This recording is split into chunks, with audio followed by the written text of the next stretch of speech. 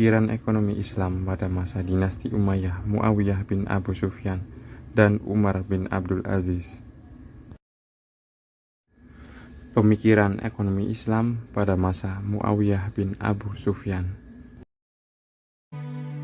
Muawiyah bin Abu Sufyan adalah khalifah yang berkuasa pada tahun 661 sampai 680.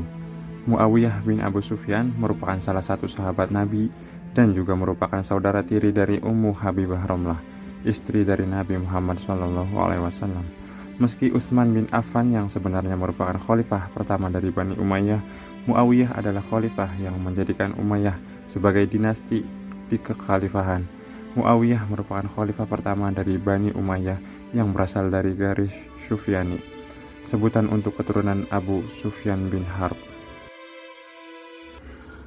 Pada masa pemerintahan Muawiyah, beliau mendirikan kantor catatan negara dan merancang pola pengiriman surat melalui pos atau al-barid, serta seluruh fasilitas pendukungnya, mencetak mata uang, mengembangkan jabatan qadhi atau hakim sebagai jabatan profesional. Para qadhi di masa itu dalam memutuskan suatu perkara tidak terpengaruh oleh kebijakan politik atau kekuasaan pemimpin negara, sehingga mereka bebas memutuskan sesuatu termasuk dalam urusan yang berkaitan dengan para pejabat tinggi negara. Kebijakan moneter mempunyai peranan yang penting untuk mengendalikan jalannya pemerintahan. Bahkan, moneter merupakan unsur utama dalam kehidupan suatu bangsa.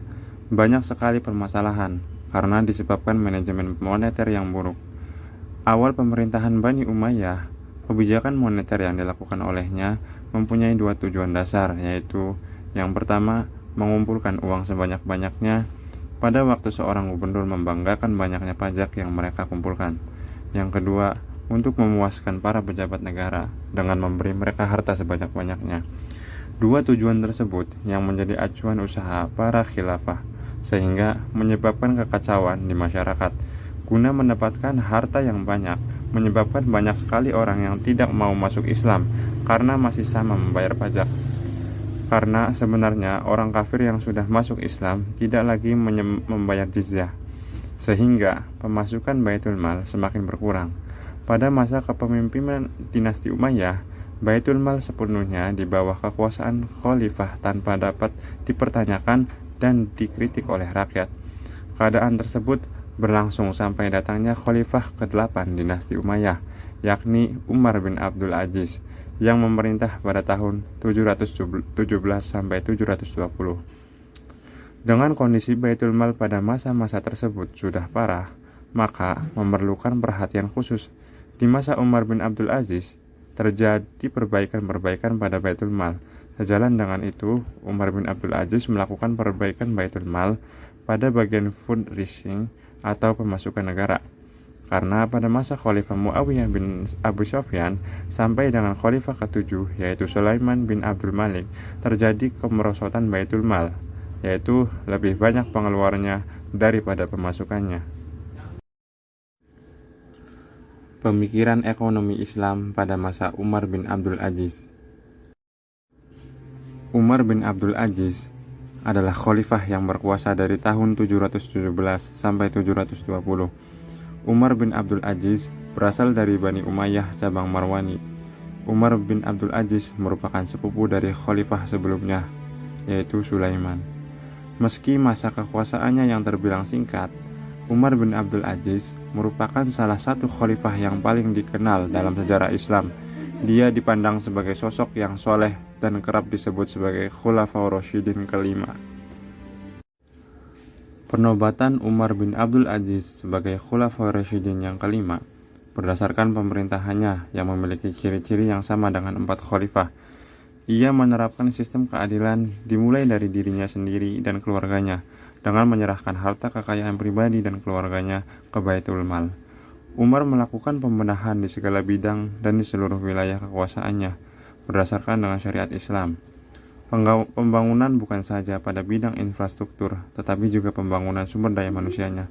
Dalam kurun waktu kurang 3 tahun, masyarakat Islam berada dalam surga dunia. Kemakmuran dan kesejahteraan merata di seluruh wilayah. Terbukti tidak ada lagi yang mau menerima zakat. Untuk menjaga stabilitas nilai mata uang, dinar dan dirham dikeluarkan oleh otoritas yang berkuasa. Khalifah Umar bin Abdul Aziz menghukum orang yang mengeluarkan koin tanpa izin negara. Tentunya, kebijakan fiskal yang diterapkan oleh Khalifah Umar bin Abdul Aziz ditopang dengan kebijakan fiskal, karena kebijakan moneter dan fiskal haruslah seimbang. Kebijakan-kebijakan yang dikeluarkan oleh Khalifah Umar bin Abdul Aziz kebanyakan adalah kebijakan fiskal, tetapi pengaruhnya terhadap kebijakan moneter sangatlah besar. Berikut adalah penjelasan kebijakan-kebijakan fiskal Khalifah Umar bin Abdul Aziz.